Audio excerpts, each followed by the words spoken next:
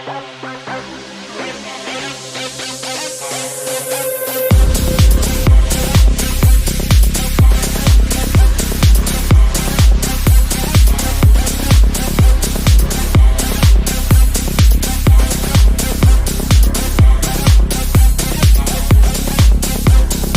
Jeff Goodwin, makeup and makeup effects artist for movies and television, and you are listening to the Movie Raid Show. It's time for the Movie Raid. Tonight's victim is makeup and special effects artist Jeff Goodwin. Has done many films such as the 1990 Teenage Mutant Ninja Turtles, Super Mario Brothers, Rambo 3, amongst many others. Hello. Hello, how you doing? Fantastic, man. Do we have any new projects or any events that you care to share or allowed to speak about that we can check out anytime in the near future right now? I actually have the prize film coming out June 7th in theaters, which we shot 5 years ago. The Exorcism with Russell Crowe, being released in theaters June 7th. So are you nervous about how it looks on your end, or are you feel pretty confident about that right now? No, we didn't really handle the effects on that one, doing the regular makeup on that one. I'm curious to see how the film itself turns out. When there are big budget studios out there that are constantly going through lots and lots of cash, they're big budget film, they expect quality results, and even if they don't use the talent that they have, even if they have a full set, or at least as frequent, as an artist, what do you expect to get from these large companies? And what should upcoming artists should actually be expected aside from just, getting a paycheck and a little bit of foot in the door? That's a tough question. I mean, it's so layered, and the business has changed drastically from when I started making movies. Each show is a different animal, and each show's different in that regard. I go into every production trying to get my best and the same quality in everything I do, whether it be a big budget film to a low budget film or television. I treat it all the same. Lots of artists out there that are trying to make it big. How do you think that affects them today? You think it's easier, or do you think it's becoming a little bit more limited based on what these studios are doing? That's a tough question too.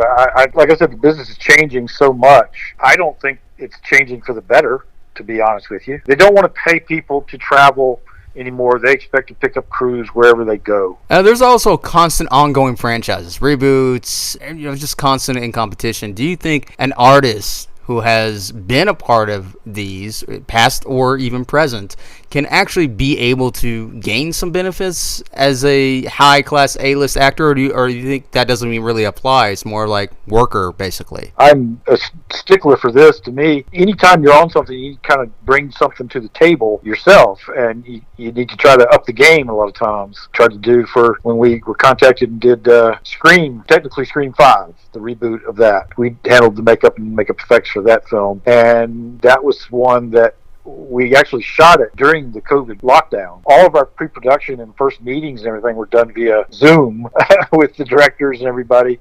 And I pitched stuff to them in the very first couple of meetings we had with them, Rick Poor and myself and the directors over Zoom. I pitched stuff to them that was not in the script to try to raise the bar a little bit with some of the effects and some of the killings in that film, which they luckily were great guys, Matt and Tyler, the two directors, and they love what we were pitching, and the stuff that I pitched is now in the film. Even though that, since the pandemic has kind of subsided to a degree, has payment changed for you for future projects, or did Scream help you out with this, or did it go back to normal for you, or was it so life-changing that you yourself, like months others, are really going to have to struggle to get back to where they used to be as far as pay goes? Well, to be honest, the industry is, like I said, it's changing, in my opinion, not for the better. The streaming now has changed so much, and there's different tiers to the payment now on these projects.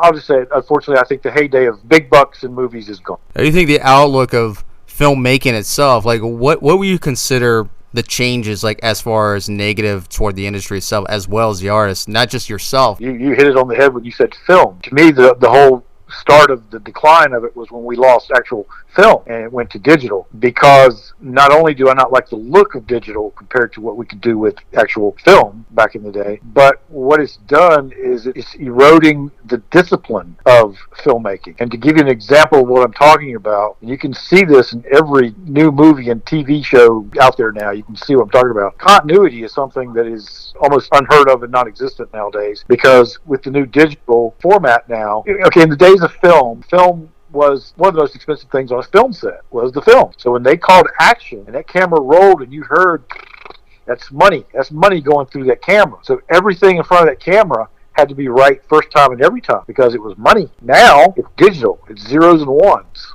No real money going through that camera. So now the new breed of directors, unfortunately, they roll the camera and they don't cut. They just keep rolling and do take after take after take without cutting. So therefore the crews can no longer do their jobs properly. We can't go in and do touch-ups. Props can't go in to reset the props.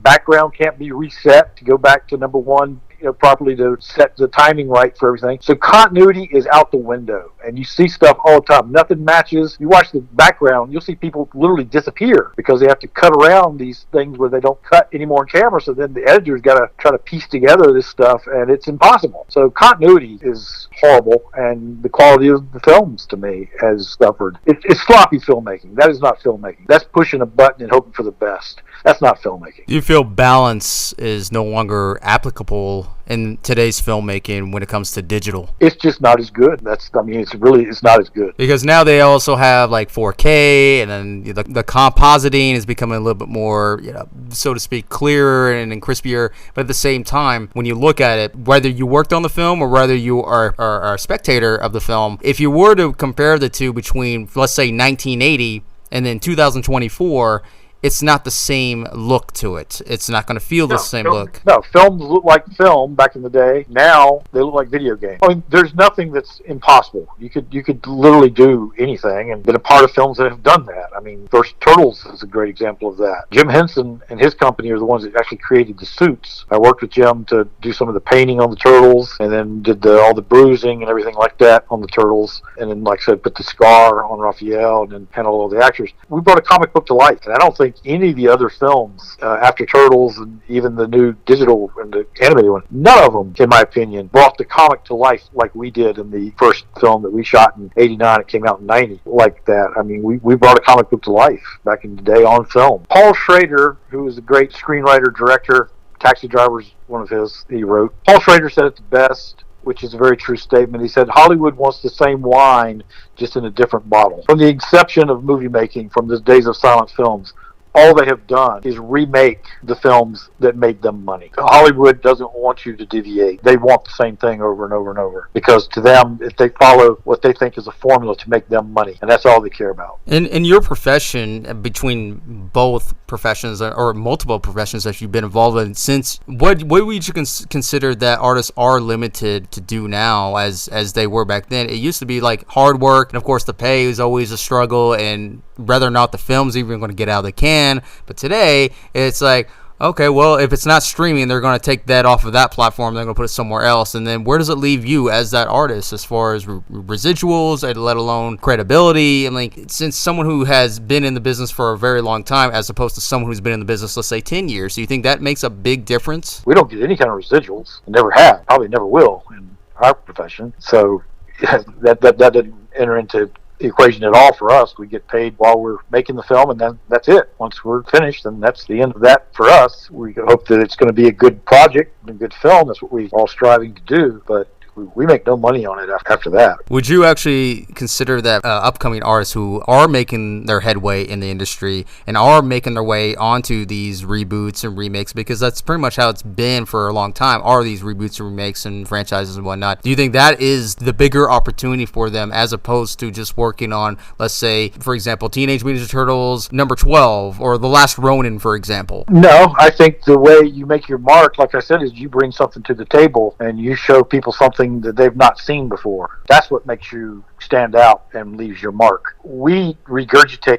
stuff and it's not memorable. You need to create something and be a part of something that's memorable, and that's what will help you make a career. And the unfortunate thing is artists are always will always have a struggling way to get where they need to get to. Like, what's the one direction they should go to? And obviously it's definitely not Hollywood per se, because Hollywood has been even the most established artists. Like, what direction can an artist really not just focus on their own craft and also still be identified, able to work in the industry without, again, it's all about limitations? Well, that's part of the game. You always have limitations, and sometimes the limitations actually make you be more creative and better sometimes. Orson Welles' quote, which I love, the enemy of art absence of limitation. And I always love that quote because it's so true. I think sometimes if you have limits, you actually can do better, come up with more creative things sometimes. Do you feel, even as a makeup artist, like, do you feel that an artist needs to, set aside a specific financial, their own little nest egg, not just to keep up with bills and everything like that?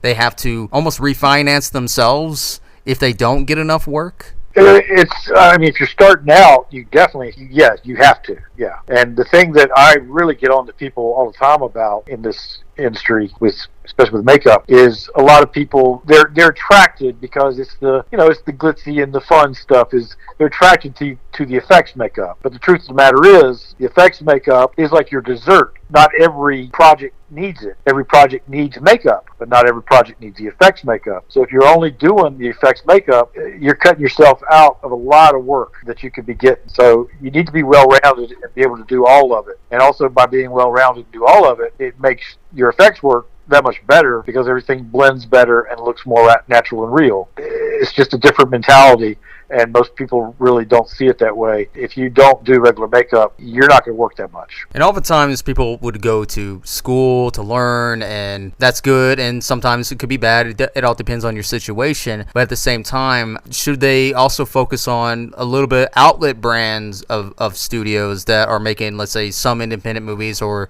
semi-budget movies and so forth, to really fixate on that? When should they could actually start going toward the, quote, big league, so to speak? If you're referring to like studio pictures or TV shows and stuff as the big league, all these things now, you have to be a member of the union to work on these shows. So that's a catch-22 as well. So you have to be a union member to be able to get on these shows. And you're not going to be a union member until you book so many hours doing the independents. So where you got to start really is doing the independent. I really, especially if people are interested in doing makeup and makeup effects, I really suggest to start with local theater. It's a great training ground. It teaches you how to work with people, number one, which is so important in our industry, and you get to be pretty creative. That can lead to a lot of good stuff. And as far as showcasing anything, now it's usually the give in as far as, should you post it on social media, should you do this or that, or even, possibly having a little bit of a effects store to showcase anything. Do you feel like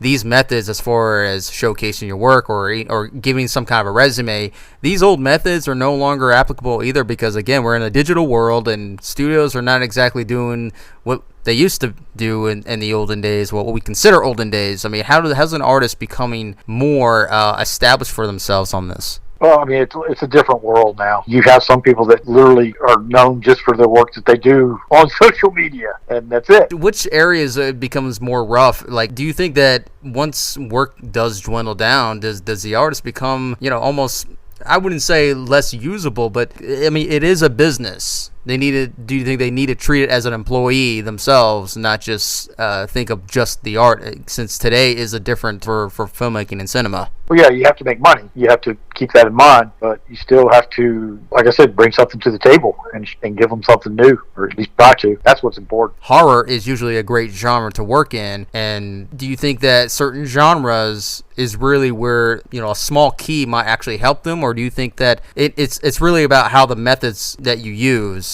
is what's really going to go far? Well, I prefer, most of the time throughout my career, I've actually preferred the lower budget projects over the higher budget projects, simply because on a lower budget project, people are there because they want to be there, and that makes a big difference. On the bigger budget projects, a lot of times you just have people there just to collect a paycheck. So you're not getting your best work from people on those shows. You're getting better work out of the people who are trying to show you something on the lower budget pictures. Now, how do you feel when you're working on newer films and so forth, that you're pretty much seasoned in compared to other people that you may have not known, may have never worked with, but it's always a different ball game in each and every job that you take? Between time versus money factor, does that affect you to a degree, or have you been so used to this that you know what you're doing, you just follow what you need to do, and if necessary, guide others in the same realm too? I try to, but it's not always possible to, because a lot of times people don't listen. But I've always tried to do that. You always are fighting. It's part of the game. You're always fighting time and money. That never changes. Do you think that if it's the less time that is even if you're there for, let's say, 3 hours or a whole day, and that's it, you're used just for that day, that to them, the studio is actually saving money? Do you think studios are kind of leaning towards saving more money as using their workers a little bit less, but still being effective in a way? Or do you feel like the effect is becoming less and less noticeable because, again, they're using the digital and all that stuff? No, they are getting worse. The studios and the networks and all are getting worse as far as they want more from everybody now, but for less money. That's just getting worse. They want more for less. And all the time, it's usually like they want more quality, but less of the time to do it in. And it's understandable. All the investors and whatnot, they got to make the money. I mean, they have a lot to think about too, but as the artists themselves, depending like film and television, do you think that at some point they might actually have to step down from their own dream because of this harsh reality of things? And how does one even cope with that? Or is there just no option for that? I'm trying to figure that out myself now. I've stopped doing films now. Totally stopped, because I made movies for 44 years, and I absolutely love it, every bit of it. The way the business has changed now, I don't love it anymore. Like I said, they've destroyed the discipline of filmmaking. And to me, that's not what it's about. What I used to really, really enjoy was looking for a great script being directed by a great director, and then working with that director to get what is in his head onto that screen and creating characters that people will remember. That's what I used to really enjoy. Would you say that in today's filmmaking that it's really that you have to be selected, not the selection? Well, it's always been that way. I mean, you got to admit, you still talk about old films. The old films stick with you. The new stuff, it doesn't stick with you like the old stuff did. And they're becoming more and more frequent, like especially the superhero films and certain horror types of films. They're basically just shelling out every other month. Here's another one. And, of course, a lot of them are known titles, which we've all grew up with. But, again, here's a sequel to this or prequel to this or this or this. And then, again, it's about, on their end, it's about how much time can we just release this and then basically regenerate the money that we just fed into this. And how much of that does that come out of the artist is the question. How much of the money does it come out of the artist, and how much of the money does it go into the artist? Very little. That's like I said before, Hollywood just regurgitates the same thing over and over. That's all they really do. I mean, what you just said kind of proves that point. They're just redoing the same stuff over and over. And so you get used to it. Nothing's special anymore. When you saw something for the first time, it was special. And then you see the same thing over and over and over, there's nothing special about it anymore. Would you say, as far as working in this business, the more the time passes, the less of mind that the artist would change their own themselves, like they would actually change their mind and then the process as far as even continuing on this and just be more selective and just choose what they want to work on? And, again, now you are making just that paycheck. Well, the thing that I think everybody loses sight of, the way it should be approached by all of us, no matter what department you're in, we're making a movie. We're storytelling. We're trying to create characters and create a story that people will be intrigued to watch and hopefully be enthralled with and get into. We're storytellers. That should be the number one thing that everybody's trying to do and look at. I don't think people really look at it that way anymore, and that's not good. Would you say the term unity is actually broken, or do you feel it's becoming so faded because of today? There is no unity. It's just people that you see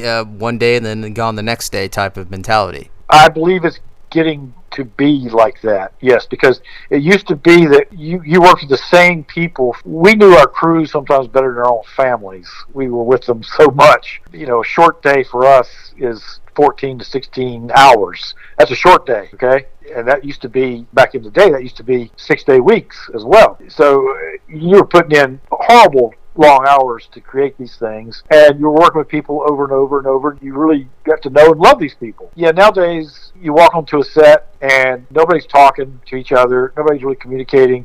You walk onto a set nowadays and everybody's sitting there playing on their phone. It's just a different mentality in a different world. And do you feel that as this continues to keep going, that it does give that option to that artist? Actually, it's original option because they can choose to or not to do this. But as they continue to do this, it becomes to that point where they want to step back or step down and just go solo on their stuff, and then it goes back to where people might see them as hobbyists. Do you think some of these artists who are doing really good in their career become hobbyists because of this industry that's going on? Well, if you look at Rick Rick Baker, who has more Oscars than any other makeup artist, he quit, and that's exactly what he's doing. He's sitting at home, and follow him on Instagram and stuff every day. He's making masks and making stuff he wants to make, and he's just having fun with it. He is like one of the best and most professional who is just now, like you said, turn it back into a hobby and just having fun with it. You also feel that this is where an artist feels like they have control. Obviously, in the industry, wherever you go, when you get work,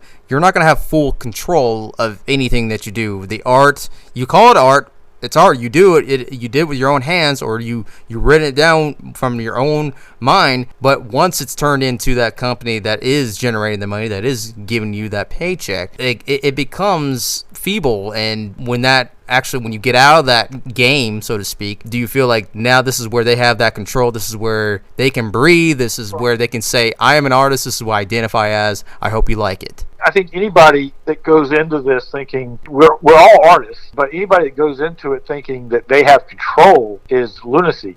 You do not have control. There's so many layers to filmmaking and so many elements. That's one of the things I used to really love about movie making.